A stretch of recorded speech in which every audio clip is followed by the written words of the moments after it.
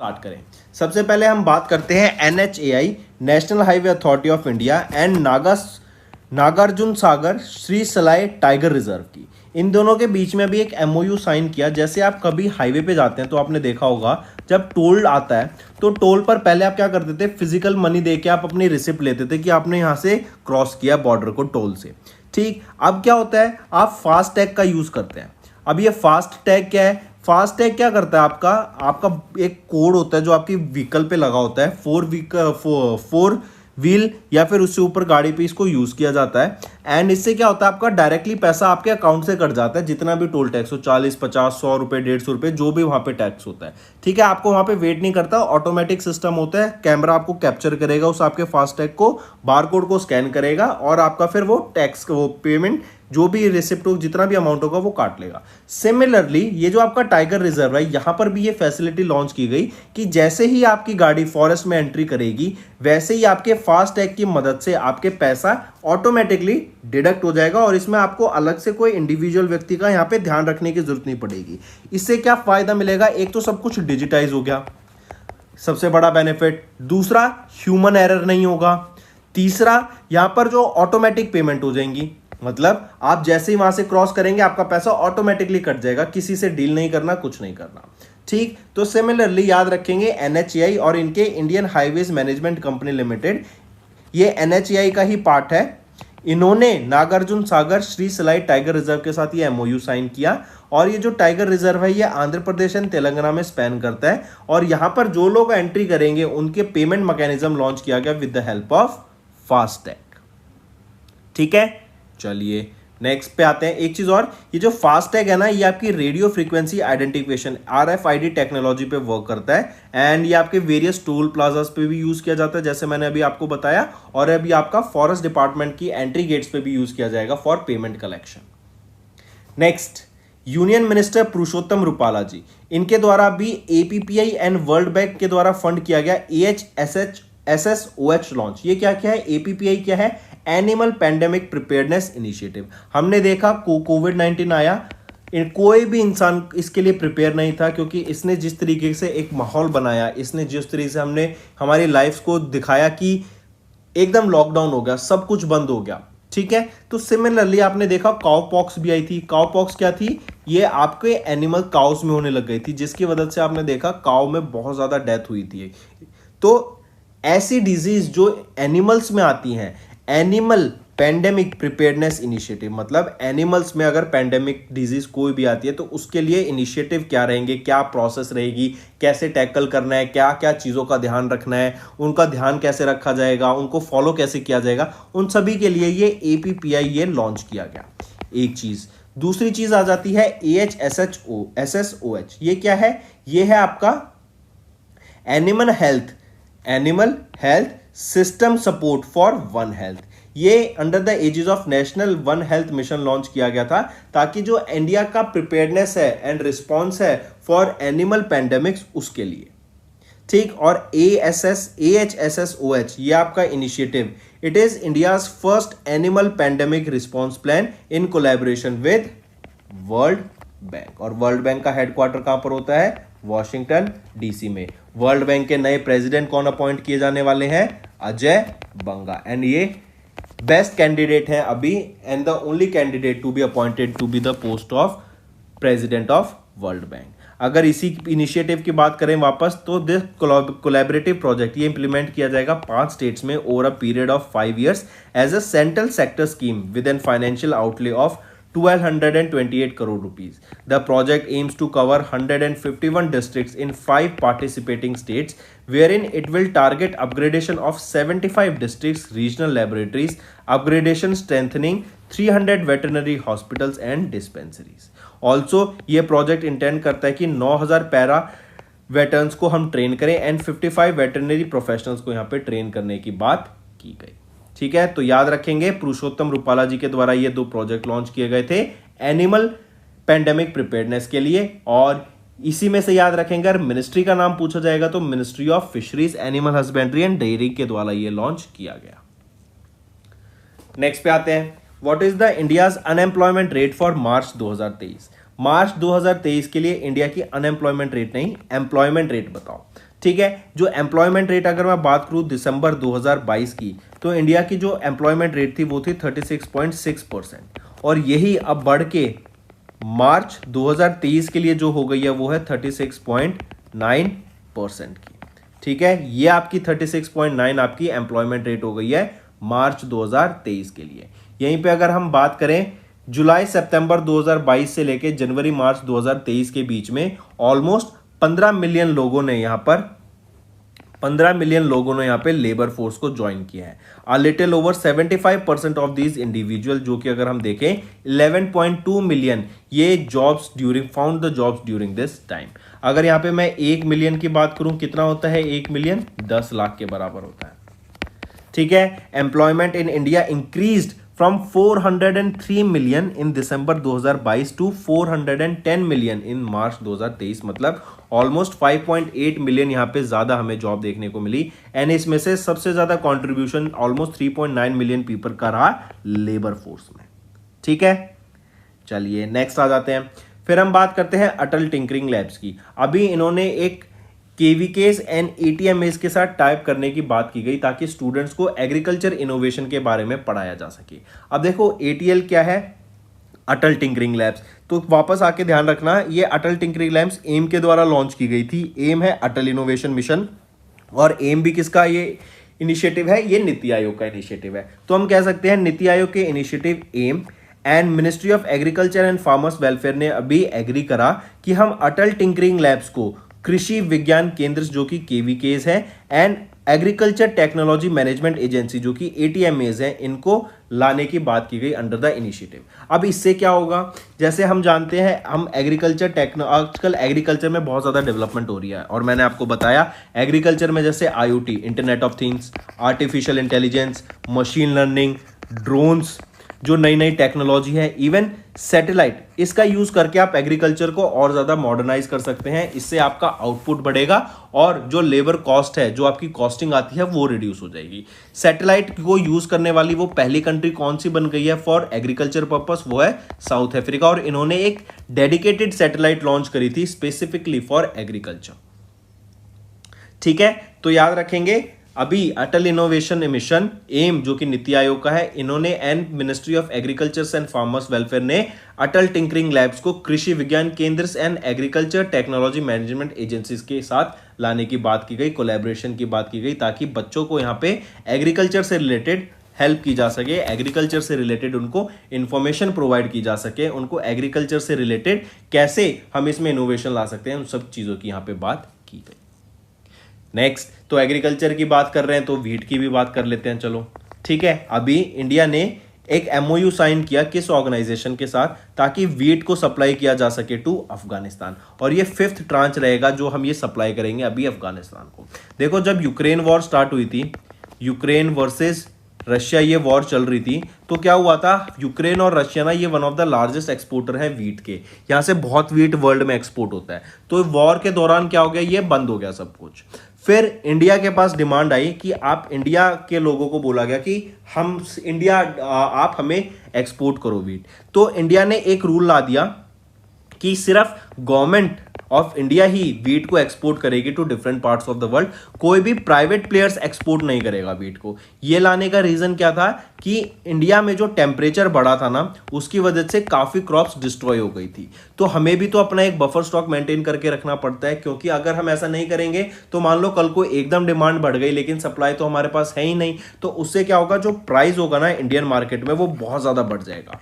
तो इसीलिए इस प्राइस को कंट्रोल रखने के लिए गवर्नमेंट ऑफ इंडिया ने बोला कि हम ही व्हीट को आगे प्रमोट करेंगे, हम ही व्हीट को एक्सपोर्ट करेंगे, कोई इंडिविजुअल प्लेयर नहीं करेगा।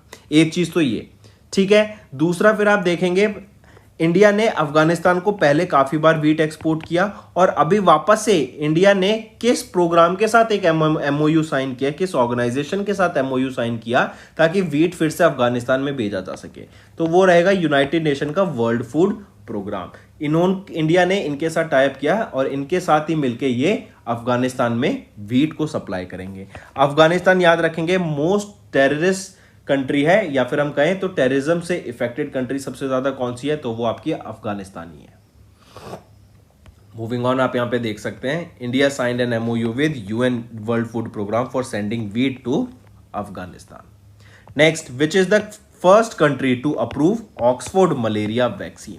ऑक्सफोर्ड मलेरिया वैक्सीन को अप्रूव करने वाली वो कंट्री कौन सी बन गई है, वो है घाना। घाना ने रिसेंटली अप्रूव कर दिया है ऑक्सफोर्ड मलेरिया वैक्सीन। अगर हम इसी की बात करें, इस वैक्सीन का नाम क्या रहेगा, R21 मैट्रिक्स M, ये आपकी वैक्सीन का नाम रहेगा, जो कि अभी डेवलप किसके द्वारा की गई, ऑक्सफोर्ड यूनिवर्सिटी के द्वारा डेवलप की गई, जो कि यूके में है। ठीक है, एंड जो घाना की फूड एंड ड्रग डेवलपमेंट घाना की फूड एंड ड्रग अथॉरिटी है, उनके द्वारा अभी रिसेंटली इस वैक्सीन को अप्रूव कर लिया गया है। और 5 से लेकर 36 महीने के बीच के जो बच्चे हैं and who are at the risk of dying with malaria, उन पर इस वैक्सीन को यूज करने की यहाँ पे बात की गई, अप्रूवल मिला है। ठीक है, और ये जो वैक्सीन है, पहली बार ऐसा हुआ है इस वैक्सीन ने 70% एफिकेसी को सरपास किया है, जो कि WHO का टारगेट होता है। ऑल्सो इसी के अलावा याद रखेंगे, ऑलमोस्ट 6,19,000 लोग ऐसे हैं जो 2021 में मलेरिया की वजह से उनकी डेथ हो गई थी। तो कमिंग बैक, वो पहली वैक्सीन या वो पहली कंट्री कौन सी बनी जिन्होंने ऑक्सफोर्ड मलेरिया वैक्सीन को अपनाया, वो है Ghana. Next, which metro launch Singara Chennai card in association with SBI। अब देखो चेन्नई आ गया तो आप समझ ही गए होंगे, चेन्नई मेट्रो के द्वारा ये आपका सिंगारा चेन्नई कार्ड लॉन्च किया गया है इन collaboration with State Bank of India. इससे क्या है कि जो आपकी ट्रांसपोर्टेशन है ना पैसेंजर्स की, वो सीमलेस की जा सके। यहीं पर SBI प्रोवाइड करेगा free of charge in the station, and यहाँ पर पैसेंजर्स को रिक्वायर्ड है कि वो अपना आइडेंटिटी प्रूफ एंड पे फी ऑफ 1.8% यहाँ पे कार्ड को रिचार्ज कराते वक्त उनको देना पड़ेगा। ठीक है, और ये क्या है बेसिकली, आपको आप यहाँ पे पिक्चर में देख सकते हैं, ये वो कार्ड है। आपको इसको ट्रेवल करना होगा मेट्रो में, तो आप इजीली इस मेट्रो कार्ड को ट्रेवल कर सकते हैं और इसके आप SBI से इसको रिचार्ज करा सकते हैं। दिस NCMC, और NCMC क्या होता है, नेशनल कॉमन मोबिलिटी कार्ड। ये NCMC card contains a unique feature जिसको बोला गया स्टोर्ड वैल्यू एरिया। ठीक है, ये होल्ड कर सकता है 2,000 रुपए and may be utilised for offline ticket purchase also. Correct, these cards, ये जो आपके कार्ड्स हैं, these cards will be eventually allow computers, this basically ये जो आपका कार्ड है ये अलाउ करेगा कंप्यूटर्स को, ताकि आप सबअर्बन ट्रेन यूज कर सकें, टोल्स वहां पे यूज कर सकें, parking, smart cities, shop across most of India. इसको यहाँ पर चार्जिंग के लिए भी आपका यहाँ पे ये रिचार्जिंग के लिए भी यहाँ पे मदद करेगा। ठीक है, तो याद रखेंगे ये है आपका सिंगारा चेन्नई कार्ड। ठीक है, ये आपका नेशनल कॉमन मोबिलिटी कार्ड है, चेन्नई मेट्रो रेल लिमिटेड के द्वारा इसको लॉन्च किया गया इन कोलैबोरेशन विद SBI, जो बैंकिंग पार्टनर रहेगा। NPCI के द्वारा डेवलप की गई थी technology for this RuPay NCMC cards की। नेक्स्ट, सिडबी ने अनाउंस किया एक मिशन 50K EV4 इको, जो कि एक स्ट्रेटेजिक फाइनेंशियल एंगेजमेंट है टू अपटेक इलेक्ट्रिक व्हीकल। देखो इलेक्ट्रिक व्हीकल में ना 2-3 ही प्रॉब्लम आती हैं आपकी।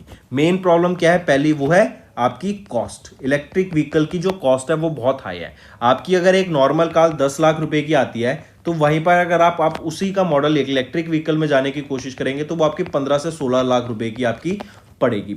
तो इससे क्या होता है, तो जो कंज्यूमर है ना वो शिफ्ट कर जाता है कि यार क्यों इतना खर्चा किया, क्यों ना मैं पेट्रोल पे शिफ्ट कर जाऊं, पहला रीजन। दूसरा रीजन आ जाता है इसकी रेंज। अभी जो इलेक्ट्रिक व्हीकल्स की रेंज है ना वो 200 से 300 किलोमीटर के बीच में ही आ जाती है, और ये रेंज ऐसी है कि अगर आप कहीं पे इसको घुमाने लेना जाना चाहते हैं या फिर लॉन्ग जर्नी पे जाना चाहते हैं तो इलेक्ट्रिक व्हीकल्स अभी अवेलेबल नहीं है, ये आपकी फीजिबल नहीं है, क्योंकि फिर आपको 4-5 घंटे वेट करके इसको बार बार रिचार्ज करना पड़ेगा। इलेक्ट्रिक व्हीकल्स का जो बेस्ट यूज केस आता है ना आज की जनरेशन में विद दिस रेंज, वो क्या है कि अगर आपको सिटी के अंदर ही ट्रेवल करना है, विद इन 100 से 150 किलोमीटर के आपको रन करना है, आपकी कॉस्ट आती है, आप बेसिकली उसमें अपनी कॉस्ट ना के बराबर कर सकते हैं डेली यहां पर रन करके 100 से 150 किलोमीटर। और यही बेस्ट रीजन है कि कुछ लोग जो डेली आपकी सिटी में रन करते हैं, जिनका 100 से 150 किलोमीटर का रन होता है, वो इलेक्ट्रिक व्हीकल पे मूव ऑन कर सकते हैं, क्योंकि यहां पे जो कॉस्ट भी आएगी ना आपकी रनिंग की, वो ना के बराबर होगी। ठीक है, और जब तक ये रेंज भी इंक्रीज नहीं हो जाती या फिर हम कहें कि जो चार्जिंग का ड्यूरेशन है, वो टाइम पीरियड है, वो कम नहीं हो जाता, एक मास अडॉप्शन में अभी इलेक्ट्रिक व्हीकल्स को टाइम लगेगा। तो ये 2 प्रॉब्लम। तो इसकी जो पहली प्रॉब्लम है ना कॉस्ट की, उसको फाइनेंस कराने के लिए अभी सिडबी के द्वारा एक नया सॉल्यूशन लॉन्च किया गया फॉर इलेक्ट्रिक व्हीकल स्पेस। याद रखेंगे, ठीक है, SIDBI has launched a new pilot scheme जो कि है मिशन 50 के EV4E को 2 इलेक्ट्रिक व्हीकल मार्केट में प्रोवाइड करेगी better financing terms and understanding other solutions needed to address the better adoption of electric vehicles. ये स्कीम प्रोवाइड करेगी direct finance and at competitive rates for the purchase of EVs to MSMEs। This would cover vehicle aggregators, fleet operators and leasing companies. चलिए next पे आते हैं। HDFC capital advisers limited, इनको सेबी का approval मिल गया for control transfer in the merger process. ठीक है, HDFC capital advisers limited the market regulator SEBI, इनको अप्रूवल मिल गया है in control of HCL subject to a few conditions. HCAL ये एक सब्सिडरी है HDFC लिमिटेड की and a co investment portfolio manager. यहीं पे जो प्रपोज्ड मर्जर है it is upon receiving the final SEBI clearance for the transfer of control of specific subsidiaries of HDFC limited. ठीक, चलिए नेक्स्ट पे आते हैं। किस बैंक ने अभी इंट्रोड्यूस की स्कीम अमृत कलश? तो देखो ये री इंट्रोड्यूस किया है, ये याद रखना, और ये SBI के द्वारा ये स्कीम री इंट्रोड्यूस की गई है। ये आपकी एक फिक्स डिपॉजिट स्कीम है जो कि 400 दिन की रहेगी। यहीं पर आपको जो इंटरेस्ट रेट प्रोवाइड किया जा रहा है 7.1% का नॉर्मल सिटीजन के लिए और 7.6% का आपका सीनियर सिटीजन के लिए यहां पर इंटरेस्ट रेट प्रोवाइड किया जाता है। ठीक है, अमृत कलश ये आपकी लॉन्च की गई थी, इससे पहले 15 फरवरी से 31 मार्च तक लॉन्च की गई थी और अब स्कीम को वापस से रीइंट्रोड्यूस किया गया 12 अप्रैल से 30 जून 2023 के लिए इसको रीइंट्रोड्यूस किया गया है। नेक्स्ट हम बात करते हैं इकोनॉमी एंड बिजनेस की। अभी recently Indian oil corporation limited IOCL ने एक जॉइंट वेंचर किया है LanzaJet के साथ। ये जो LanzaJet है ना, LanzaJet आपकी एक US based clean energy technology company है। तो IOCL ने LanzaJet एंड कुछ डोमेस्टिक एयरलाइंस के साथ टाइप किया ताकि एक सस्टेनेबल एविएशन फ्यूल को डेवलप किया जा सके।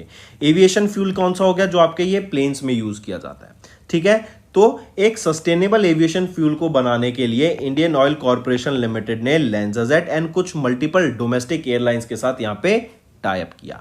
जो प्रपोज्ड वेंचर रहेगा ये है ताकि एक प्लांट को सेटअप किया जा सके for the manufacturing of sustainable aviation fuel, जहां पे अल्कोहल को यूज किया जाएगा to jet technology at the Panipat refinery in Haryana at a cost of 3000 crore rupees. IOCL will have 50% stake while LanzaJet will hold 25 and remaining 25 would be offered to a bunch of airline companies। जैसे मैंने बताया multiple जो airline companies यहाँ पे इस joint venture का part रहेंगी। Next पे आ जाते हैं कुमार मंगलम बिरला, इनको business leader of the decade award से सम्मानित किया गया और ये काफी इंपॉर्टेंट क्वेश्चन बनता है, मार्क करेंगे कि किन व्यक्ति को अभी recently business leader of the decade award से सम्मानित किया गया ड्यूरिंग द AIMA जो कि है ऑल इंडिया मैनेजमेंट एसोसिएशन। ये 13th managing India award ceremony थी जो कि दरबार हॉल में हुई ताज पैलेस में न्यू दिल्ली में। तो कुमार मंगलम बिरला चेयरमैन रहेंगे आदित्य बिरला ग्रुप के, इनको अभी business leader of the decade award से सम्मानित किया गया at the AIMA। Kumar Mangalam Birla इनको अवार्ड से सम्मानित किया गया for his contribution to the Indian industry over the last decade. ठीक, इसी के साथ साथ टीवी नरेंद्र जो कि चेयरपर्सन है टाटा स्टील लिमिटेड के, was facilitated with the AIMA GRD Tata corporate leadership award as well as अगर हम बात करें ABB इंडिया जो कि leading engineering and service company है, इनको MNC of the year award से भी सम्मानित किया गया। तो ये 2 अवार्ड भी साथ में याद रखेंगे business leader of the decade award के साथ, जो सम्मानित किनको किया गया था? कुमार मंगलम बिरला जी को। Next Russia, science and technology की बात कर रहे हैं तो रशिया ने अभी रिसेंटली एक एडवांस इंटरकॉन्टिनेंटल ब्लास्टिंग मिसाइल को टेस्ट किया है। ये इंटरकॉन्टिनेंटल ब्लास्टिंग मिसाइल, इसकी रेंज काफी ज्यादा होती है। किसके द्वारा टेस्ट किया गया? रशिया के द्वारा टेस्ट किया गया। कहां पर टेस्ट किया गया? कापुस्तीन यार साइट जो कि रशिया के साउदर्न अस्त्राकान रीजन में है, वहां पर इसको अभी टेस्ट किया गया था। एंड ये टेस्ट आता है जब आप देख रहे हैं यूक्रेन और रशिया की अभी लड़ाई चल रही है, उसके बीच में ये आपका टेस्ट देखने को मिला और ये रिस्पांस था कि जो फिनलैंड ने नेटो को ज्वाइन किया है ना, और फिनलैंड आपका 31st नेशन बन गया जिन्होंने नेटो को ज्वाइन किया, उसके रिस्पांस में रशिया के द्वारा ये टेस्ट किया गया। इवन आप देखेंगे नॉर्थ कोरिया भी अपना जो न्यूक्लियर आर्सनल है उसको बढ़ाता जा रहा है और इनकी जो न्यूक्लियर मिसाइल जो टेस्ट की जा रही है आजकल, वो उनकी तादाद बढ़ती जा रही है। इवन अगर आप वॉर लाइक सिचुएशन की बात करें तो चाइना ने ताइवान को चारों तरफ से घेरा हुआ है एंड उनको मिलिट्री डील की तरह बोला जा रहा है and there is a high chance कि आने वाले टाइम में जो रशिया ने यूक्रेन पर अटैक किया था, सिमिलर आप देख सकते हैं कि चाइना भी ताइवान पर अटैक करता है अगर ताइवान के लोग चाइना की पॉलिसीज और चाइना के रूल्स एंड रेगुलेशन से अडर नहीं करते हैं। तो नेक्स्ट आ जाते हैं स्पोर्ट्स के ऊपर। एशियन रेसलिंग चैंपियनशिप हुई थी अभी अस्ताना कजाकिस्तान में और यहां पर अमन शहरावत इन्होंने इंडिया का पहला गोल्ड मेडल जीता है। काफी इंपॉर्टेंट मार्क करेंगे। तो पहला गोल्ड मेडल इंडिया का Asian wrestling championship Astana Kazakhstan में हुई। अंडर 57 केजी कैटेगरी के अंडर अमन शहरावत ने यहां पे गोल्ड मेडल जीता। इसी के साथ साथ याद रखेंगे इंडिया ने टोटल कितने मेडल जीते यहां पर, टोटल ऑफ 14 मेडल्स यहां पे इंडिया के द्वारा जीते गए, जिसमें से एक गोल्ड था, आपके 3 सिल्वर मेडल थे और आपके 10 ब्रॉन्ज मेडल थे। फिर यहीं पर अगर क्वेश्चन पूछा जाए इंडिया की क्या रैंक रहेगी मेडल टैली में, तो इंडिया की 7th पोजीशन पे आ जाती है in terms of medal tally और वहीं पे फर्स्ट पोजीशन किसकी रहेगी, वो है आपकी कजाकिस्तान की। ठीक है, तो 57 केजी कैटेगरी में इंडिया का गोल्ड मेडल आया, जो हम बात कर रहे हैं एक गोल्ड किसके द्वारा, अमन शहरावत के द्वारा during the Asian wrestling championship, जो कहां पर हुई, अस्ताना कजाकिस्तान में। और ये कब से कब तक हुई थी, एक चीज और, ये 36th एडिशन था इस आपके इवेंट का और ये कब से कब तक, 9 अप्रैल से लेकर 14 अप्रैल के बीच में हुई थी। चलिए नेक्स्ट आ जाता है वर्ल्ड चगास डिजीज डे। ये कब ऑब्जर्व किया जाता है, 14 अप्रैल को ऑब्जर्व किया जाता है। चगास आप यहाँ से बेड बग्स टाइप्स होते हैं, ये डिजीज देख सकते हैं, काफी ज्यादा ये डेडली डिजीज होती है। ठीक है, और इसके खिलाफ ही अवेयरनेस क्रिएट कराने के लिए ही ये डे ऑब्जर्व किया जाता है। इससे आपका serious heart and digestive issues हो जाते हैं। एज वेल एज इसकी एक थीम है जो आपको याद रखनी है, वो है time to integrate Chagas disease into primary health care. और जो पहली बार हमने ये डे ऑब्जर्व किया था वो 2020 में ऑब्जर्व किया था, 12 अप्रैल 2020 को, सॉरी 14 अप्रैल 2020 को। ठीक है, तो 14 अप्रैल को ये डे आपका ऑब्जर्व किया जाता है। नेक्स्ट आ जाते हैं when do we observe national fire service day. National fire service day कब ऑब्जर्व किया जाता है, ये भी आपका 14 अप्रैल को ही ऑब्जर्व किया जाता है and it is annually observe as national fire service day. ये ऑब्जर्व किया जाता है क्योंकि जो फायर फाइटर्स ने अपनी लाइफ को सेक्रीफाइस किया during on the line of duty, उनको ऑनर करने के लिए डे ऑब्जर्व किया जाता है 14 अप्रैल को ही। क्यों, क्योंकि 71 फायर सर्विस पर्सनल इन्होंने अपनी लाइफ खो दी थी 14 अप्रैल 1944 को due to a massive Bombay explosion at the Victoria dock in Mumbai port. तो उसको सेलिब्रेट करने के लिए, उन लाइफ जो लॉस्ट हुई उनको ऑनर करने के लिए डे ऑब्जर्व किया जाता है। एंड इसकी एक थीम याद रखेंगे, वो है learn fire safety increase productivity. I repeat, learn fire safety and increase productivity, ये आपकी थीम रहेगी नेशनल फायर सेफ्टी डे की। यहीं पर अगर मैं बात करूं फायर प्रिवेंशन वीक या फायर सर्विस वीक, ये आपको ऑब्जर्व किया जाता है 14 से 20 अप्रैल के बीच में। और किसके द्वारा ऑब्जर्व किया जाता है, मिनिस्ट्री ऑफ होम अफेयर्स के द्वारा ये वीक ऑब्जर्व किया जाता है, fire prevention week. Next world art day कब ऑब्जर्व किया जाता है, 15 अप्रैल को हम ऑब्जर्व करते हैं वर्ल्ड आर्ट डे। और लोगों की जो क्रिएटिविटी है बेसिकली उसको आगे रखने के लिए ये ऑब्जर्व किया जाता है and international association of arts and UNESCO के द्वारा इसको ऑब्जर्व किया जाता है।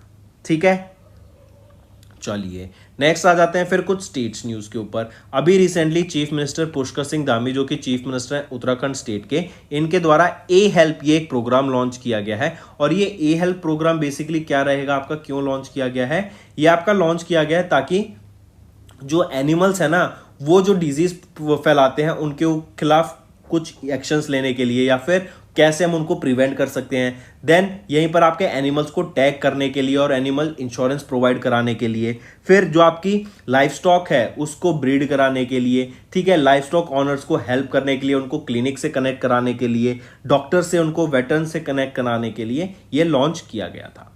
ठीक, और यहीं पे याद रखेंगे इससे पहले जो आपका ये ई हेल्प इनिशिएटिव है ये मध्य प्रदेश एंड जम्मू एंड कश्मीर में एज अ पायलट बेसिस पे ये लॉन्च किया जा चुका है और अब इसको वापस से उत्तराखंड में लॉन्च किया जा रहा है as a full flash project के तौर पे।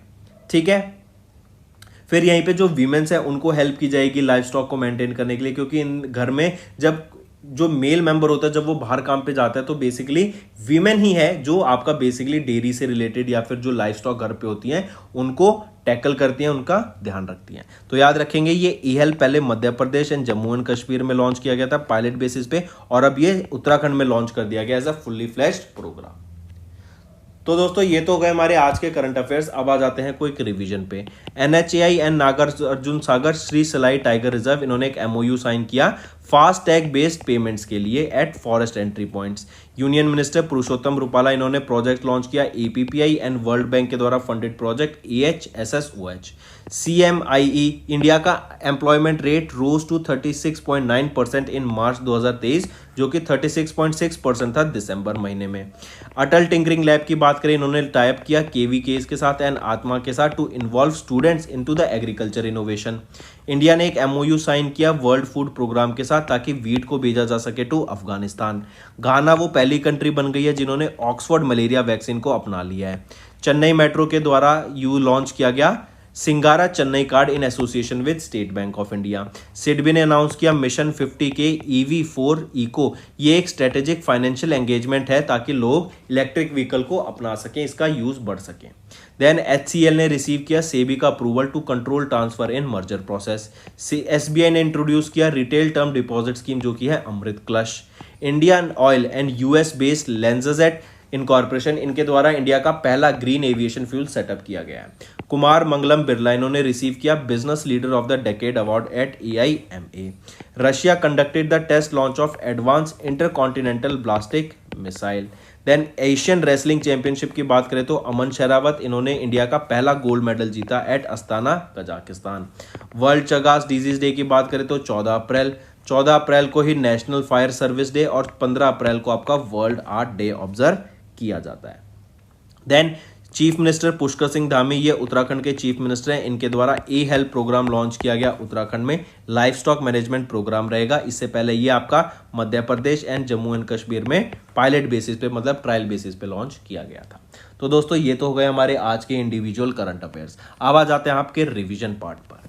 39 सियाचिन डे कब ऑब्जर्व किया जाता है? 13 अप्रैल को। देन 104 आपका, या फिर हम बोले जलियांवाला बाग मैसेकेयर की जो एनिवर्सरी थी, कौन सी एनिवर्सरी ऑब्जर्व की गई 2023 में? 104। 1919 में ये आपका इंसिडेंट हुआ था, पंजाब में हुआ था। नेक्स्ट फिर हम बात करेंगे टर्की का लार्जेस्ट वॉरशिप एंड वर्ल्ड का पहला ड्रोन कैरियर, क्या नाम रहेगा? TCG एनाडोलू। या फिर ऐसे पूछ सकते हैं कि वर्ल्ड का पहला ड्रोन कैरियर किस कंट्री के द्वारा बनाया गया है, तो वो टर्की के द्वारा बनाया गया है, TCG एनाडोलू। नेक्स्ट आ जाते हैं, आप ये सेबी का नया लोगो देख सकते हैं। 12 अप्रैल 1988 को आपका सेबी लॉन्च किया गया था और इसका भी ये नया लोगो लॉन्च किया गया ऑन 35th फाउंडेशन डे, जो कि 12 अप्रैल को था। नेक्स्ट आ जाता है फिर इंडिया का पहला अंडर वाटर मेट्रो ट्रायल कहां पर हो रहा है? ये आपका कोलकाता मेट्रो रेल कॉर्पोरेशन कर रही है, वेस्ट बंगाल में हो रहा है। ये किस रिवर के अंडर हो रहा है? हुगली रिवर के अंडर हो रहा है। ये एग्जैक्ट इमेज आप इसको ऐसा समझिए, यहाँ पर आपका एक वो भी होगा, टनल होगा, टनल के अंदर ही आपकी मेट्रो होगी। ऐसे खुले में मेट्रो नहीं चलेगी कि खुले में पानी के अंदर चल रही है, नहीं, it will be proper setup. जैसे आप अंडरग्राउंड मेट्रो में कभी गए हो तो सिमिलर टाइप का आपका स्ट्रक्चर रहेगा, बस उसके चारों तरफ नॉर्मल उसमें हवा होती है, यहाँ पर पानी रहेगा हुगली रिवर का। नेक्स्ट आ जाता है ड्रोन स्टार्टअप गरुड़ा एरोस्पेस। ये वो पहला ड्रोन स्टार्टअप बन गया है जिनको एग्री ड्रोन सब्सिडी अभी रिसीव की गई है। ठीक है, तो दोस्तों ये तो हो गए हमारे आज के इंपॉर्टेंट करंट अफेयर्स, रिवीजन भी हो गई। अब आ जाते हैं आपके होमवर्क पर। पहला, which portal is launch by central bureau of narcotics to simplify the licensing and exim authorization. दूसरा, कॉलिस्टिन, ये अभी न्यूज में था रिसेंटली, किस लिए। थर्ड, विच स्पेस एजेंसी, इन्होंने अभी रिलीज की image of a crab nebula. तो देखो ये 3 आपके होमवर्क क्वेश्चन रहेंगे। आई होप आपको सेशन पसंद आया। सेशन पसंद आया तो वीडियो को लाइक कर दें और कमेंट करके जरूर बताएं कि आपके क्या व्यूज रहेंगे। सेशन पसंद आ रहा है, नई चीज